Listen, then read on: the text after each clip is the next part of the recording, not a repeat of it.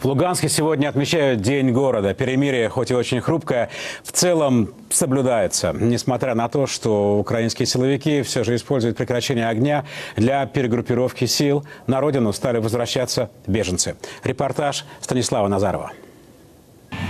Когда центральную площадь проезжает колонна техники армии Луганской республики, луганчане защитников города встречают как героев. Впервые за эти самые трудные месяцы обстрелов и бомбежек здесь собралось несколько тысяч человек. Жители Луганска не побоялись день 219-летия города. Праздник встречать вместе под фронтовые и послевоенные песни. Сегодня в городе еще и настоящий парад свадеб. Новая ячейка общества в новой республике. Вот, смотрите, действительно это так. Республиканское свидетельство. Да. Это настоящее республиканское свидетельство о том, что мы действительно... Это не шоу, это ничего, это действительно так. Всего в нескольких километрах от центра города на передовой ополченцы продолжают наблюдать, как к украинским подразделениям подтягиваются все новые силы, бронетехника и артиллерийские установки. Окопы, блиндажи и доты выстроены на всех ключевых рубежах обороны Луганска. Оборонительные сооружения на высотах по всей линии фронта занимают усиленные подразделения армии Луганской Народной Республики.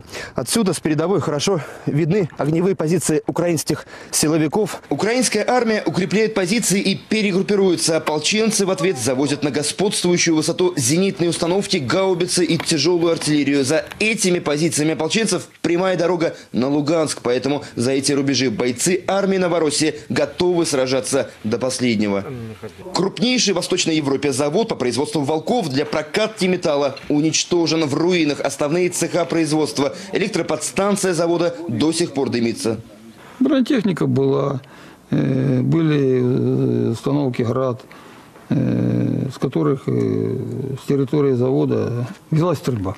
И мы работали. Да и команды у нас не было прекращать работу. На заводе базировалась группировка украинских войск с численностью почти 1500 человек. Именно отсюда силовики расстреливали окрестные города и поселки под прикрытием заводчан, которых военные заставляли выходить на работу.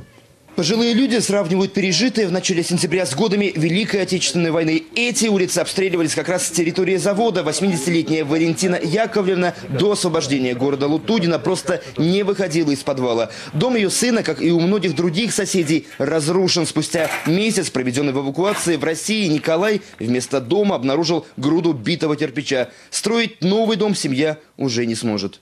И как его восстанавливать, если, я смотрю, поразрывались углы, подходили. Тут или все по новой перелаживать, или все бросить.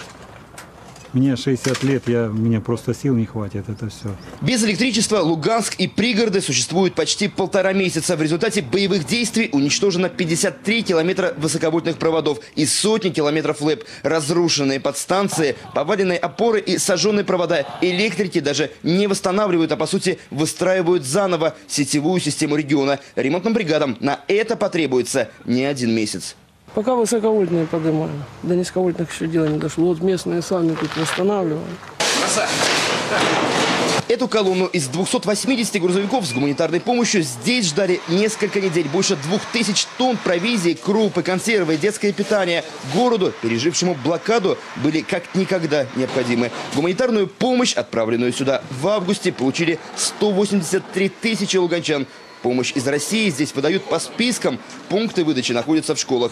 Пока город пытается вернуться к мирной жизни, в пригородах на огневых рубежах ополчения продолжается усиленное боевое патрулирование.